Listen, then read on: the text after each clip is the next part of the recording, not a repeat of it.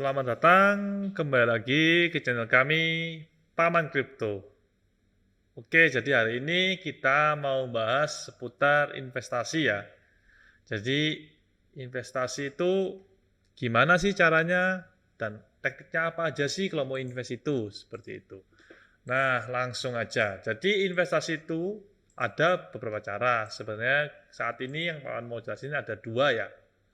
Yaitu pertama dollar cost averaging dan yang kedua adalah lump sum investment. Ini memang bahasa Inggris sih. Jadi intinya di Indonesia kan bahwa kalau dollar cost averaging adalah kita menabung setiap bulan atau setiap jangka waktu tertentu tanpa melihat harga berapapun harganya. Dan yang lump sum investment sama, kita juga menabung.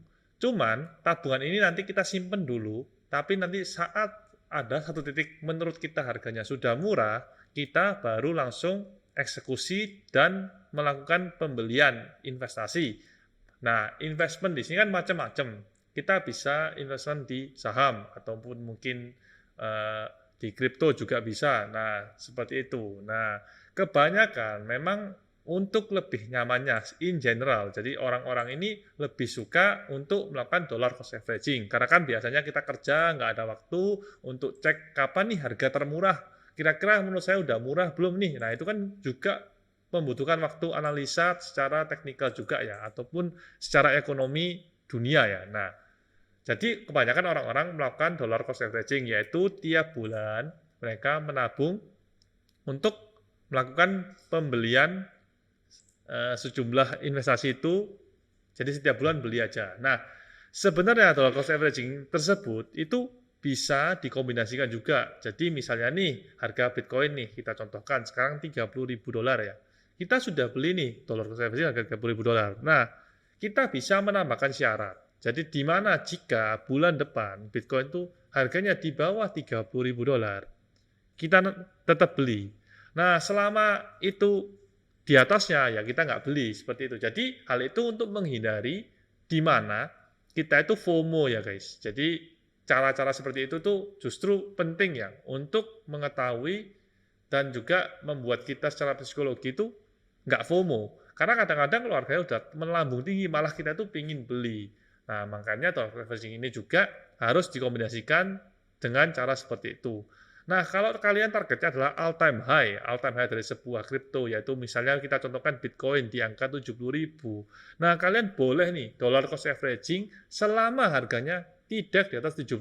Jadi, pokoknya nabung aja tiap bulan, kalau nggak 70.000 ya nabung terus.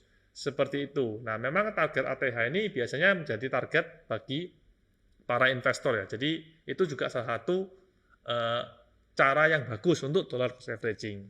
Oke. Nah, kita lanjut aja langsung ke lump sum investment. Kalau lump sum investment adalah kita tuh menggelontorkan sejumlah dana langsung tapi. Jadi misalnya nih selama 12 bulan kita nabung 100 jutaan. Berarti kan selama 12 bulan ini kita beli setiap bulan sejuta, sejuta, sejuta, jadi totalnya 12 juta. Nah, kalau lump sum investment itu kita nabung nih 1 juta, 1 juta, 1 juta, tapi nggak diinvestasikan langsung, tapi disimpan di tabungan terlebih dahulu. Nanti ada saatnya, misalnya kita merasa harga Bitcoin itu murah atau harga saham itu murah, kita langsung membelikan sekaligus jumlahnya, misalnya 12 juta langsung kita belikan semuanya. Nah, lump sum investment ini juga, teknik ini bisa dimodifikasi juga sesuai dengan ke pribadi ya, sesuai dengan sukaan pribadi masing-masing gimana. Nah, kalau saya, paman pribadi, itu enaknya lump sum ini nggak 100% ya, tetap dibagi. Jadi, misalnya nih, harga Bitcoin ini menurut saya sudah murah, 30.000 kan murah nih, dari 70.000 all time high kan jauh ya. Nah, saat ini karena sudah murah, saya masuk dulu, 50% dulu. Jadi misalnya dari 12 juta masuk 6 juta dulu. Nah, nanti kalau turun lagi, saya masuk lagi 50% lagi, tapi dari 6 juta, jadi 3 juta saya masukkan lagi. Jadi 25% ya sebenarnya, jadi ada sisa dana terakhir. Nah, saat rebound, saya baru masuk lagi sisanya, seperti itu. Nah, itu juga bisa, itu kombinasi lump sum dengan dollar cost averaging ya. Jadi, tapi yang teknik yang barusan Paman bilang ini itu lebih sulit karena kita membutuhkan skill juga technical analysis.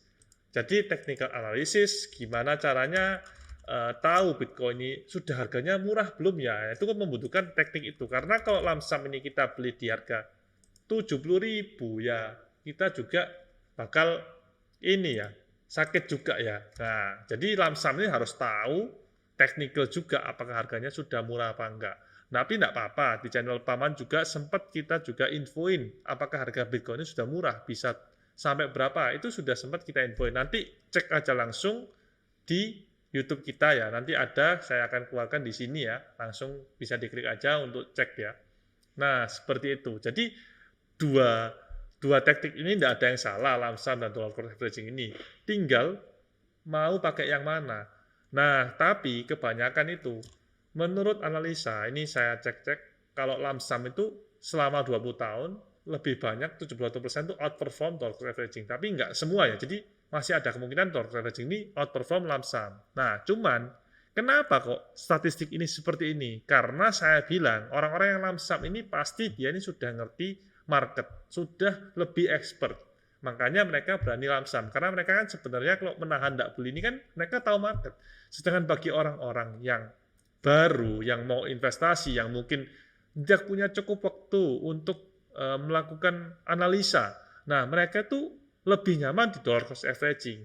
Tapi nggak ada masalah menurut saya, karena dollar cost averaging tersebut itu pun, selama kalian tuh membeli perusahaan yang benar atau kripto yang benar, itu juga bisa outperform lump sum ini. Karena lump sum pun bisa salah. Ini kan cuma teknik investasi. Jadi, yang paling penting dari investasi adalah memilih instrumen investasi apa yang kita bakal investkan. Nah, seperti itu. Jadi, ini cuma anggapannya membantu kita lah untuk mau pakai cara yang mana. Cuman saran saya, jadi lump sum ini untuk orang yang lebih punya waktu untuk analisa, kalau untuk dollar cost averaging, untuk orang-orang yang memang sibuk, punya pekerjaan lain, dan ingin menabung investasi. Karena kan kita tahu sendirilah untuk deposito aja bunga berapa sih sekarang ini, untuk ngalahin inflasi aja nggak bisa. Jadi makanya kenapa kita ini di encourage ya, kita ini disemangati untuk investasi, karena memang untuk investasi ini bisa ya anggapannya inflasi naik dan cuan lumayan ya, seperti itu. Nah, memang untuk selama jangka panjang investasi itu bagus ya, karena pasti naik, apalagi untuk 20 tahun untuk pensiun. Nah, jangka-jangka yang cukup panjang ini adalah jangka-jangka yang bagus untuk investasi. Nah, investasi sendiri ada beberapa macam-macam, kebetulan ini karena memang kripto ya, kita bahas tentang kripto saja, seperti itu. Oke, terima kasih. Sekian aja untuk penjelasan investasi kali ini, masalah lump sum dan dollar cost averaging. Jangan lupa follow IG kita dan juga YouTube kita, subscribe, bisa juga komen, dan juga tanya aja bagi yang mau. Langsung aja tanya, misalnya nih bingung nih, mau lump sum, pengen belajar juga, boleh, ayo kita sama-sama belajar. Kita juga pasti update untuk market Bitcoin-nya lagi bearish gini, kapan nih mau masuknya, kapan masuk juga pasti kita update. Oke, terima kasih dan sekian.